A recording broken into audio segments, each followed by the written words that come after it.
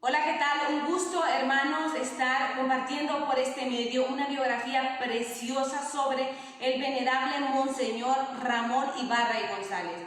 Voy a presentarles en este video el proceso histórico en el que responde al llamado y cómo realizó su vocación dando como fruto para la Iglesia las obras de la cruz. Vamos a ver en este video la historia y la personalidad de Monseñor Ibarra y González, que es el fundador canónico de las obras de la cruz. Un fundador canónico es una persona que en la Iglesia tiene la capacidad jurídica y canónica para fundar una obra o un movimiento. Pero miremos que no es nada más una persona con autoridad que firma un decreto y por eso ya comienza a existir. En la Iglesia, fundar canónicamente significa un acto de profunda fecundidad y responsabilidad, porque todo lo que existe en la Iglesia es para la salvación de los bautizados y de la humanidad. Y es responsabilidad de la jerarquía eclesiástica discernir dentro de una gran cantidad de iniciativas que surgen en el seno de la Iglesia cuáles de ellas tienen el origen real en Dios y cuáles, siendo buenas, no van más allá de la buena voluntad del que las organiza. Pues solamente aquellas iniciativas que vienen de Dios son las que dan los frutos de salvación o de santidad. Por eso, fundar canónicamente una obra, asociación o movimiento, pues es un acto oficial que declara auténtica la iniciativa y lo hacen dentro de un marco jurídico en el que se define la naturaleza y el alcance que la Iglesia pues quiere dar a esta iniciativa, que responde al deseo de Dios que la inspiró y a la jerarquía le corresponde certificar que verdaderamente es inspiración divina. Conchita es la inspiradora de la espiritualidad de la cruz y de las obras de la cruz. Ella empieza un dinamismo que lleva a la Iglesia a la necesidad de juzgar y si es verdaderamente esa iniciativa viene de Dios. Monseñor Ibarra es la persona que se hace responsable de este juicio. Autentifica primero él y después con el respaldo del Papa si esta obra viene de Dios y funda canónicamente cada una de las obras de la cruz. Como vimos en el caso de Conchita, sus características personales y su historia la capacitan para esa misión. Leyendo la historia, una vez que han sucedido los acontecimientos, nosotros nos damos cuenta que dado lo original de la propuesta de Conchita, lo extraordinario de esa manera de comprender las profundidades de la fe, lo novedoso desde el punto de vista de la estructura eclesial, de las obras que ella promueve y lo difícil de discernir algunas de las circunstancias particulares de la vida, pues tenía que ser alguien con su autoridad pastoralmente muy significativa y en lo personal intachable. Y estas son las características de Monseñor Ibarra. José Ramón Salomé Ibarra y González nació en Olinala, Guerrero, el 22 de octubre de 1853. De familia acomodada, sus padres tenían una gran hacienda azucarera, estancias, tiendas de provisiones y un arroyo con yacimientos aureros. Fue hijo único, lleno de afecto y dedicación de parte de sus padres. Este hecho que normalmente hace de un hijo sobreprotegido y consentido, en Ramón Ibarra, con la educación cristiana tan sobria y llena de cariño que le hicieron sus padres, fue una ventaja, ya que no tuvo que entablar ningún tipo de competencia con otros hermanos. Le dio mucha seguridad y modestia casi natural. Las vicisitudes políticas, sociales de aquella época, con la guerra de 3 años, la salud quebrantada de la madre y principalmente los deseos de una esmerada educación del niño, hicieron a sus padres trasladarse primero a Izúcar de Matamoros, después a Acatlán y finalmente a Puebla. A los 13 años muere su padre y un año después ingresa al seminario calafaxiano en Puebla. Desde antes de ingresar al seminario se distinguió entre los alumnos en un examen complexivo que abarca desde primaria hasta preparatoria, con una calificación de suprema en un acto público. Sus exámenes, tanto privados como públicos, hicieron época y dejaron impresionados a los maestros, a los compañeros. Fue un gran alumno aplicadísimo. No solo brilló por su extraordinario talento, sino por la dedicación completa a los estudios. Pero más aún, se distinguió por su ejemplar comportamiento, por su respeto, por su obediencia a los maestros, caridad y sencillez con sus compañeros. Él cursó humanidades, filosofía en el seminario con un gran lucimiento y al mismo tiempo estudiaba ciencias físicas en el Colegio del Estado, hoy la Universidad de Puebla, con gran éxito. Al terminar los estudios de filosofía en el seminario en 1871, vuelve a obtener las más altas calificaciones. Misma situación sucede al terminar sus estudios de teología. Era tal la fama de buen estudiante y de capaz a las ciencias eclesiásticas que su obispo lo orienta al estudio de derecho canónico y civil. Le sugiere la posibilidad de enviarlo a Roma a especializarse. Ramón no acepta, pues, debido a la gravedad de su madre, y él, siendo el hijo único, es responsable de ella. A los pocos meses muere su madre y como el obispo insiste en la sugerencia de enviarlo a Roma, él acepta. Permaneció 5 años en Roma estudiando la licenciatura y el doctorado en teología, derecho canónico, civil y filosofía. Fue tal la fama con la que terminó los estudios en Roma que el cardenal Pezzi, que había presidido el examen como parte del jurado calificador, refiere al Papa León XIII el éxito y la modestia del joven sacerdote, por el cual el Papa lo llama y lo condecora con una medalla especial. Cuando Ramón Ibarra regresa a México para ejercer su ministerio, quedó dentro de las esferas oficiales del Vaticano como una figura que podría llamarse legendaria. En las memorias del Colegio Pío Latinoamericano, literalmente se afirma de él: digno de especial memoria, con un talento y su modestia sencillez. Esta modestia la desarrolla en sus primeros años de vida, en el que se le formó el carácter por el hecho de haber sido hijo único. En un ambiente de cariño sobrio, acepta sus cualidades con suma naturalidad. Sus primeros años de sacerdote en la ciudad de Puebla nos lo muestran como una persona dedicada a su ministerio, profesor en el seminario, funcionario de la curia diocesana y con un gran sentido pastoral que con el tiempo se denotará como avanzados para la época. Sin embargo, en lo profundo de su ser, su más profundo anhelo era ser admitido en la compañía de Jesús. Por lo cual, en 1889, a los 34 años de edad y en medio de un triunfo pastoral notable, parte hacia Roma, donde lo admitieron como jesuita y lo mandan a la ciudad de Loyola para empezar su noviciado. Pero el Papa León XIII lo nombra obispo de la diócesis de Chilapa, por lo que Ramón Ibarra se ve en la necesidad de renunciar a su más profundo anhelo. Su talento como pastor se pone de manifiesto los primeros 11 años de actividad en la diócesis de Chilapa y posteriormente en los 12 años de arzobispo de Puebla. Son especialmente significativos de su sentido pastoral 3 estrategias. La primera, con sus cartas pastorales. En los 21 años como obispo escribe 204 cartas pastorales. La segunda estrategia son los sínodos diocesanos, que ahora son comunes, pero en la época no se conocían, eran novedosos.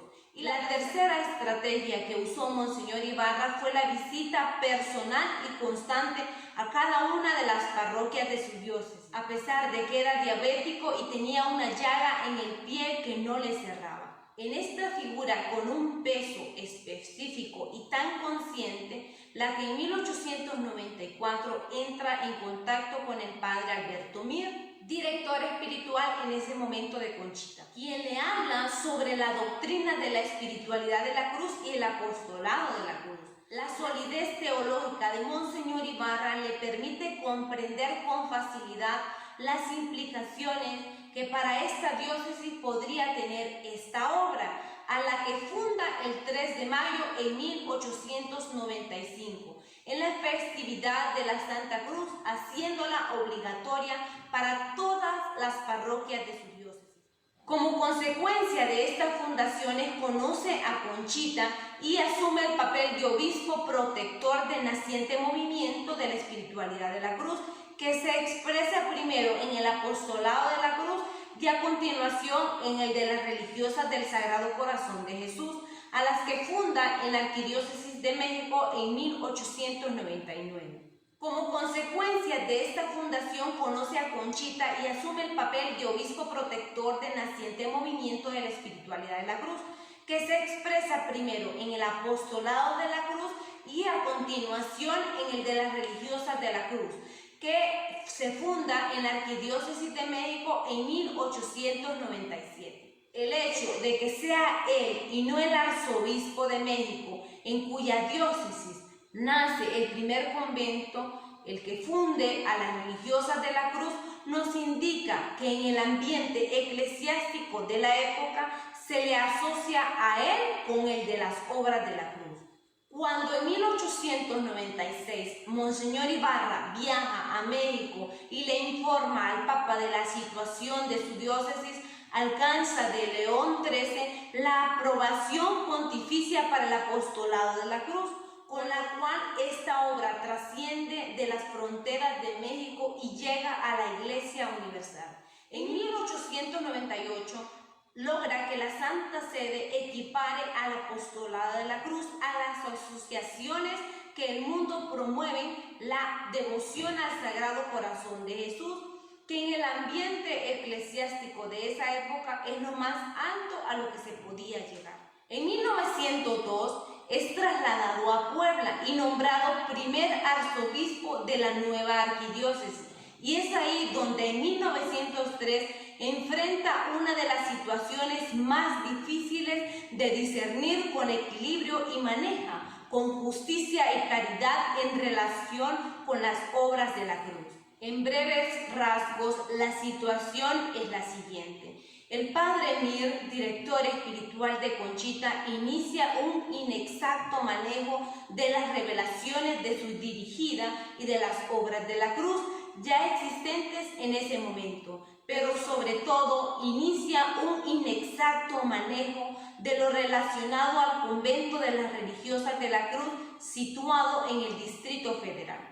La natural desconfianza, la lentitud con que la Iglesia jerárquica ve los fenómenos extraordinarios y las revelaciones antes de comprender su autoridad pastoral y declararlo verdadero, y el ambiente de misterio y de cosas poco claros que alrededor de la señora Concepción Cabrera y de su persona, pues fue construyendo el padre Mir, hace que los jesuitas, sus compañeros de orden, empiecen a desconfiar de Conchita y del apostolado de la cruz y de las religiosas de la cruz. Esta desconfianza se vuelve una abierta persecución. Se desaconseja a los padres jesuitas fomentar la pertenencia a estas obras y se señalan los puntos no claros en los que guarda relación con la doctrina. Esta situación culmina cuando el padre provincial llega a prohibir al padre Mir las relaciones con la señora Concepción Cabrera de Armida, con las obras de la cruz, y consecuentemente es trasladado a la diócesis de Oaxaca. Sin embargo, el padre Mir, a pesar de los votos de obediencia que como religioso le obliga, convence a Conchita de que no tendrá nunca otro director espiritual más que él. Por lo mismo, con nadie más hablará de su conciencia. Las obras de la cruz y de la espiritualidad de la cruz, sabemos además que a través de cartas clandestinas continuó gobernando el convento de las religiosas de la cruz y el apostolado de la cruz.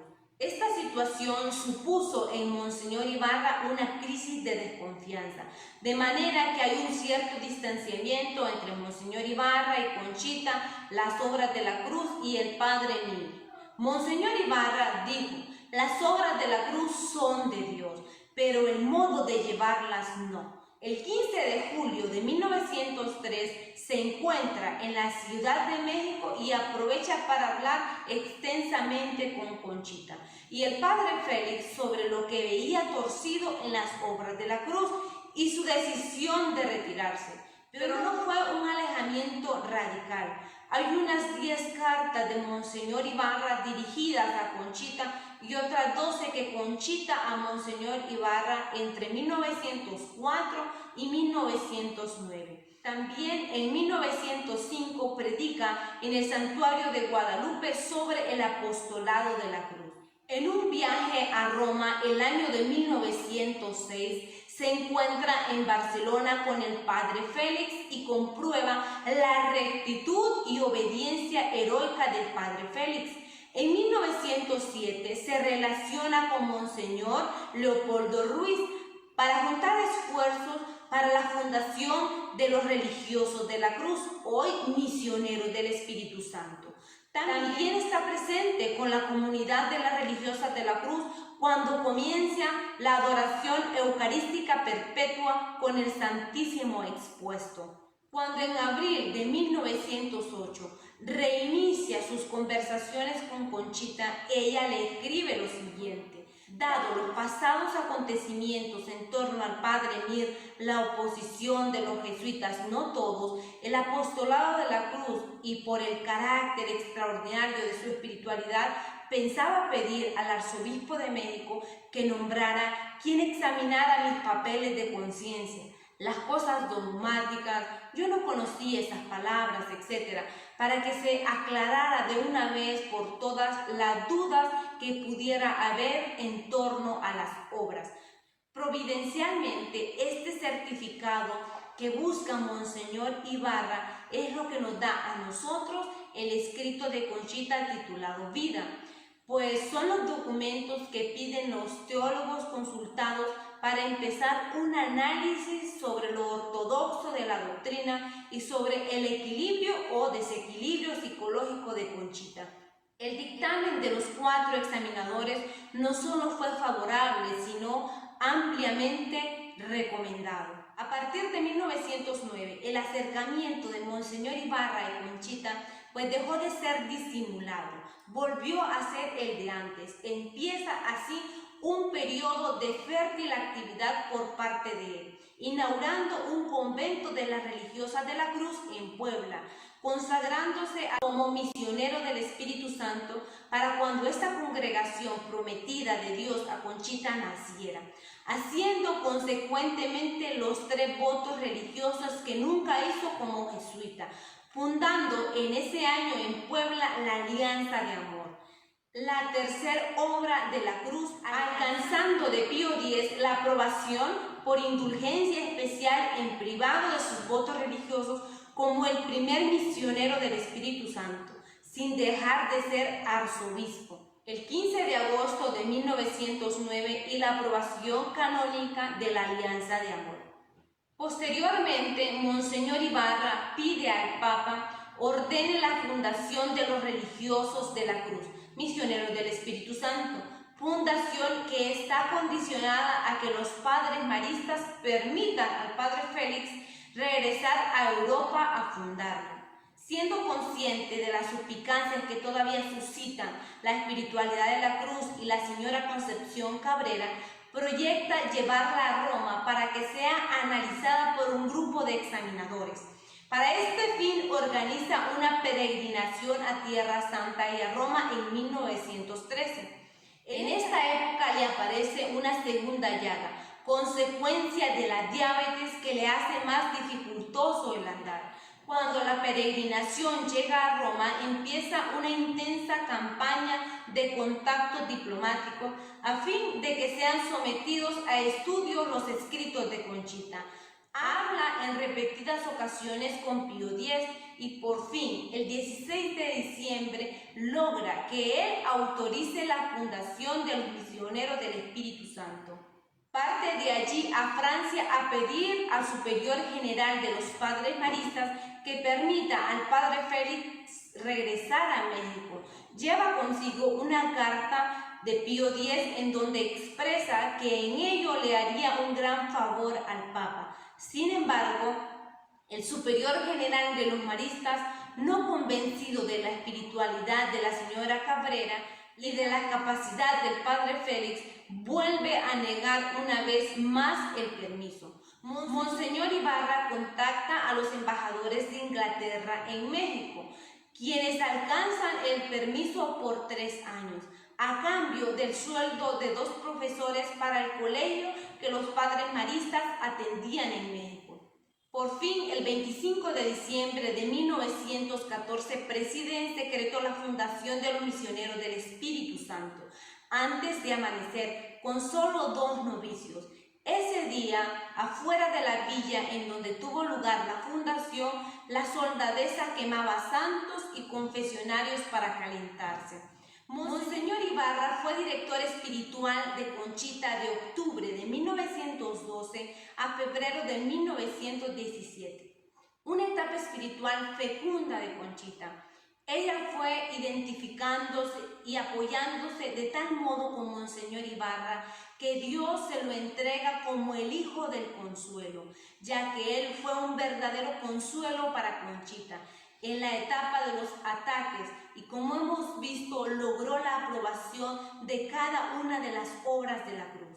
Es llamado el padre de las obras de la cruz, ya que las protegió y atendió con exquisita caridad.